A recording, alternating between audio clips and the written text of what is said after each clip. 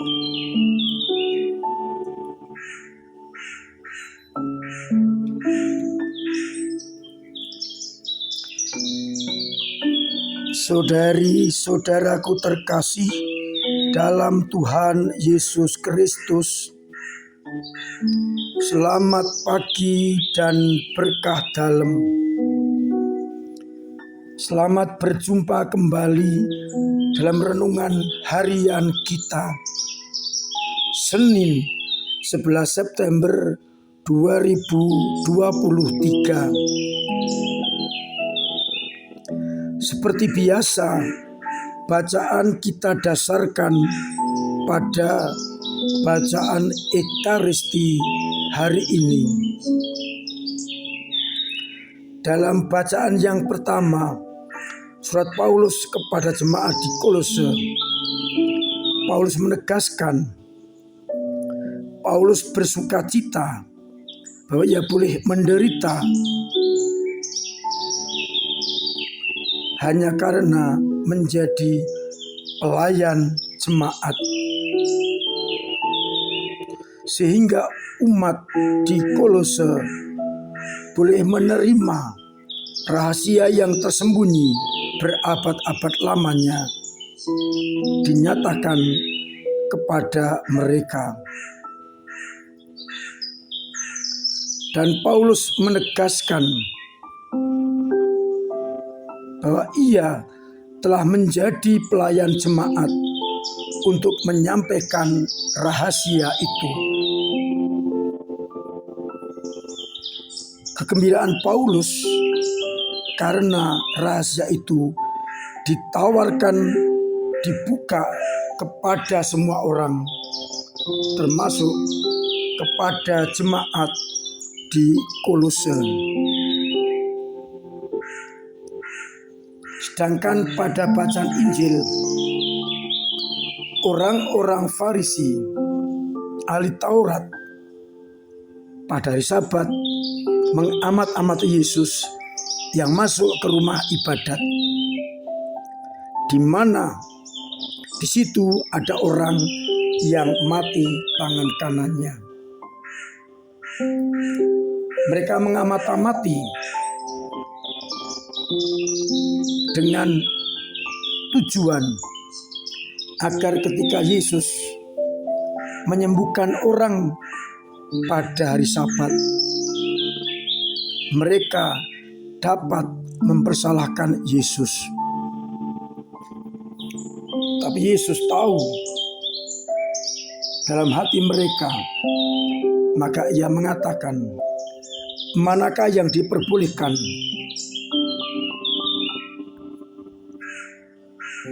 berbuat baik atau berbuat jahat pada hari Sabat?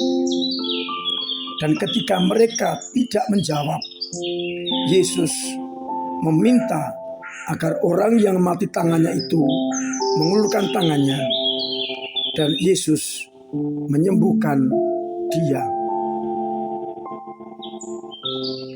Saudari-saudaraku terkasih dalam Tuhan Yesus Kristus, kegembiraan Paulus bukan karena orang Kolose kaya-kaya, tapi pertama-tama karena kasih karunia Allah yang berabad-abad tersembunyi dinyatakan kepada orang-orang Kolose. Rahasia keselamatan dibuka, ditawarkan, diberikan kepada mereka. Maka Paulus sangat bersukacita ketika semakin banyak orang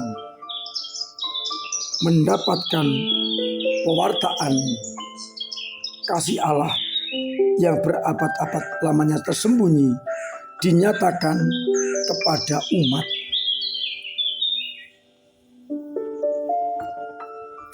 Meskipun dalam pewartaan itu Paulus menjadi pelayan jemaat pelayan umat.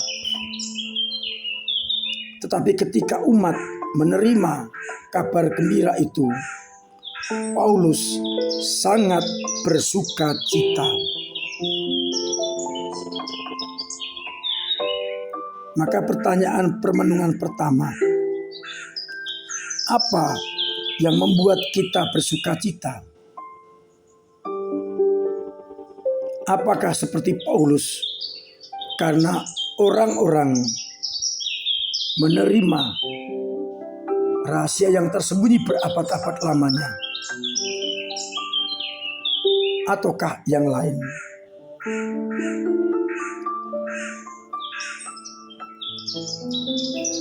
Sukacita kita pertama-tama karena kasih karunia Allah diterima oleh begitu banyak orang. Maka kita mencoba untuk mewartakan kasih itu dimanapun kita berada. Dari bacaan Injil menarik bagaimana motivasi orang.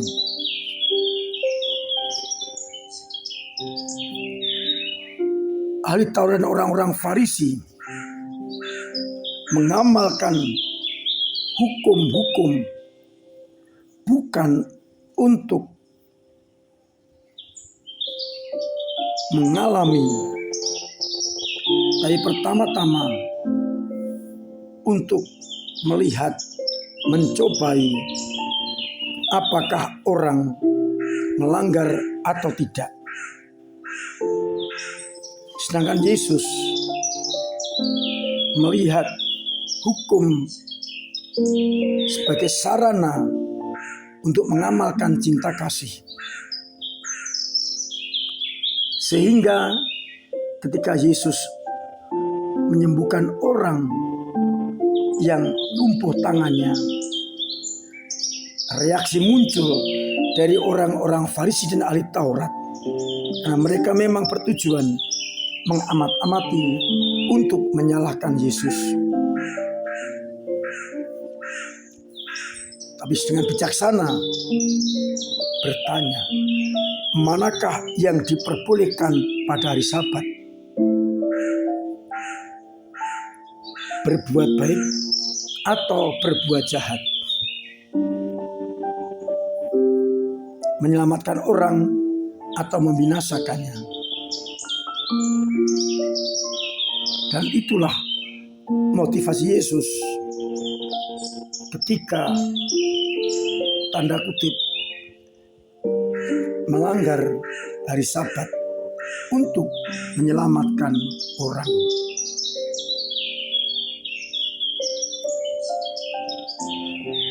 Saudari, saudaraku terkasih, dari bacaan Injil kita boleh merenungkan motivasi apa yang membuat kita melaksanakan hukum atau aturan, ataukah demi hukum dan aturan, ataukah kita mau berbuat baik dan menyelamatkan orang. Karena hukum kasih telah menyempurnakan semua hukum Taurat, dan kasih kepada Allah dan sesama menjadi hukum yang utama. Semoga kita mampu untuk bermotivasi menyelamatkan orang dan berbuat baik daripada mentaati hukum dan aturan secara kaku, dan itu membawa orang kepada kebinasaan. Semoga akhirnya kita melaksanakan hukum dengan tujuan pertama-tama untuk kebaikan dan untuk menyelamatkan orang. Tuhan memberkati kita sekalian. Amin. Marilah kita berdoa. Bapa yang penuh kasih, kami bersyukur karena Kau beri teladan lewat putra-Mu bagaimana seharusnya kami berhadapan dengan situasi konkret dan hukum-hukum yang ada. Kami Kau ajak untuk mengutamakan kasih daripada hukum dan aturan yang ada. Sehingga orang akan merasakan sukacita dan keselamatan dan tidak terbelenggu oleh hukum-hukum yang kaku. Biarlah akhirnya banyak orang mengalami keselamatan lewat hukum-hukum yang ada. Mampukanlah kami untuk selalu melaksanakan hukum dengan motivasi mencintai orang, berbuat kepada orang, dan menyelamatkan orang. Tuhan memberkati kita sekalian. Amin. Marilah kita berdoa.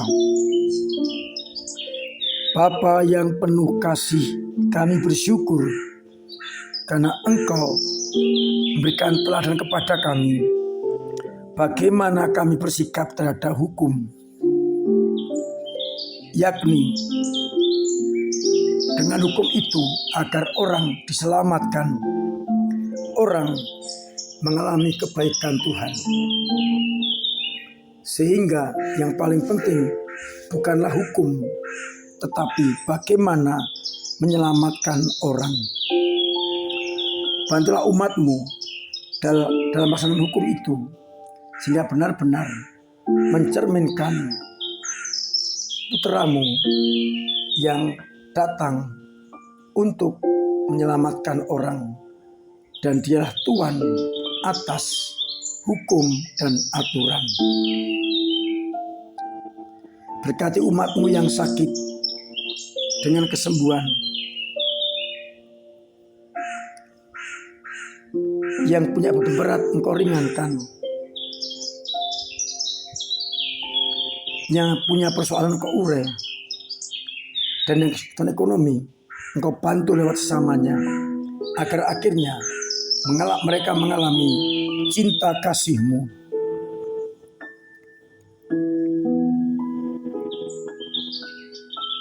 Buatlah agar umat-Mu mampu mengutamakan kasih dan keselamatan daripada hukum dan aturan. Dengan demikian, mereka semakin menyerupai Yesus putra-Mu yang membawa kasih dan keselamatan dimanapun mereka diutus. Untuk itu, bantu kami dengan berkat-Mu, Bapa dan Putra dan Roh Kudus.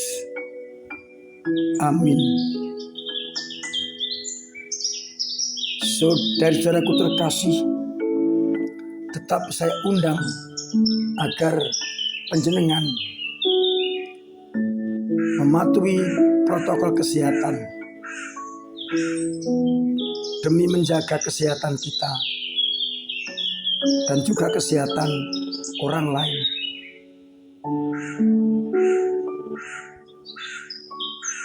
Pola hidup yang sehat dan membaca situasi. Terima kasih kepada panjenengan semua yang telah ambil bagian dalam karya-karya gereja dengan doa, tenaga, dan dana, sehingga gereja mampu untuk menjadi sarana kehadiran Kristus di tengah-tengah masyarakat.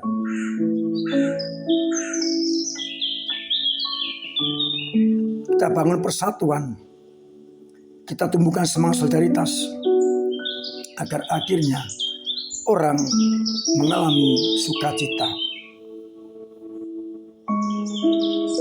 Untuk itu saya mengucapkan selamat pagi, selamat merenungkan, salam sehat, Tuhan memberkati.